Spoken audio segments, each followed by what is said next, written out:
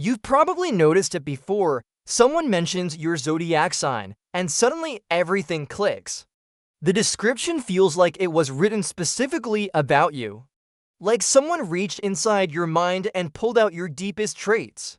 But here's the thing, what if I told you that same description would feel just as accurate for almost anyone else reading it?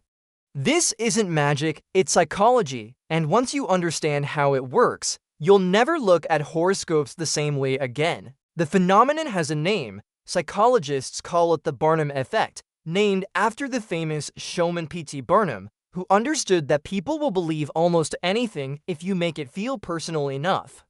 The principle is simple. Vague statements feel specific when they're about us.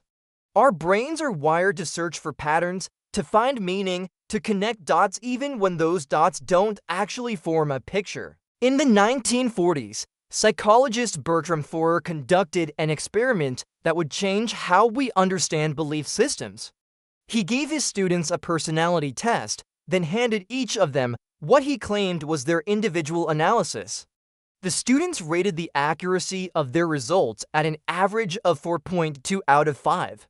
They were amazed at how well the test captured their unique personality. But here's what Forer never told them: every single student received the exact same description.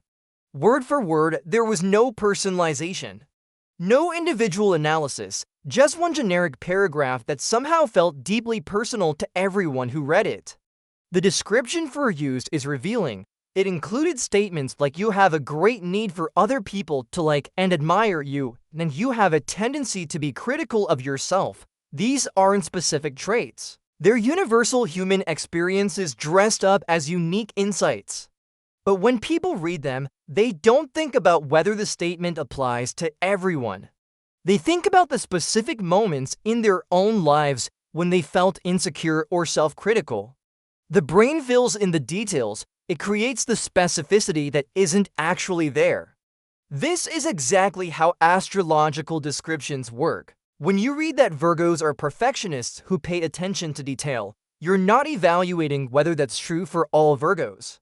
You're remembering that time you reorganized your entire workspace or double-checked an email 5 times before sending it. The description becomes a mirror, and what you see reflected back is your own experience, not objective truth. The language of astrology is designed to maximize this effect. It relies on statements that are either universally true or true in contradictory ways.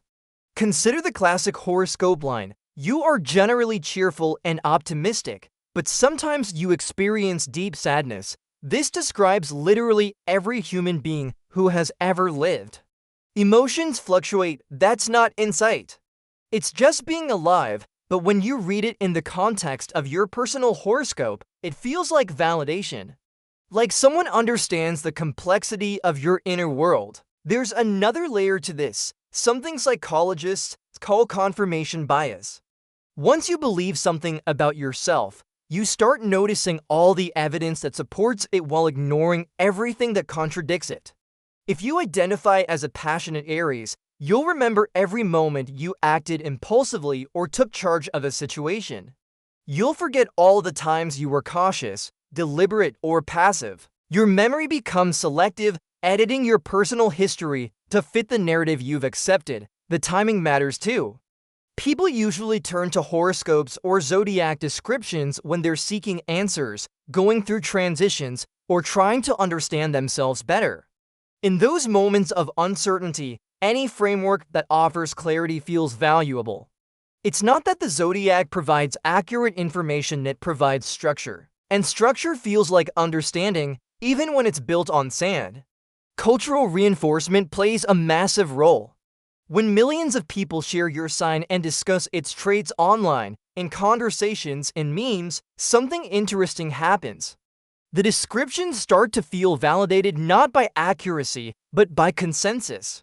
If everyone agrees that Scorpios are intense and mysterious, then being a Scorpio who experiences intensity feels like proof, but correlation isn't causation. The trait isn't caused by your birth month, it's just a common human experience being labeled and categorized. Here's where it gets even stranger. Some people start to embody their zodiac traits more strongly after learning about them, It's a self-fulfilling prophecy. You're told that Leos are natural leaders who crave attention, so you start speaking up more in groups, taking charge of situations, seeking validation. Not because you were born in late July or early August, but because you were given permission and expectation to act that way. The zodiac becomes less of a description and more of a script. The neural mechanisms behind this are fascinating. Your brain is constantly trying to create a coherent sense of self, pulling together memories, experiences, and beliefs into something that feels stable and consistent. When new information comes in that fits this self-concept, it gets accepted easily. When information contradicts it, the brain either rejects it or finds ways to reinterpret it. Zodiac descriptions succeed because they're flexible enough to be reinterpreted in whatever way maintains your existing self-image. Randomness is uncomfortable for humans. We evolved in environments where pattern recognition meant survival, spotting the movement in the grass that might be a predator, noticing which plants were safe to eat. That same drive makes us see patterns even in random data. Even when there's no connection between the position of celestial bodies at your birth and your personality, your brain will find ways to make it seem connected because meaning feels better than chaos. The question isn't really whether zodiac signs are accurate. The question is why we need them to be. What are we searching for when we read our horoscope or identify deeply with our sun sign? Often, it's permission to be emotional, to be stubborn, to be ambitious, to be complex. The zodiac offers that permission wrapped in cosmic authority. It says, this is who you are, and it's written in the stars. That's comforting. It removes responsibility and adds inevitability. But here's what's actually true. You are complex, contradictory, and constantly changing. You contain multitudes that no 12-category system could ever fully capture. The traits you recognize in your zodiac description aren't there because of when you were born. They're there because they're human. Because you've experienced doubt and confidence, sadness and joy, cautiousness and impulsivity. Because you are every sign and no sign at once. So the next time your horoscope feels eerily accurate, pause for a moment. Ask yourself what you're bringing to the reading. What details is your mind filling in? What experiences are you using to validate vague statements? The accuracy you feel isn't coming from the stars, it's coming from you. From your memories, your hopes, your fears, your fundamental need to be seen and understood. And that's not magic, that's just being beautifully, complicatedly human.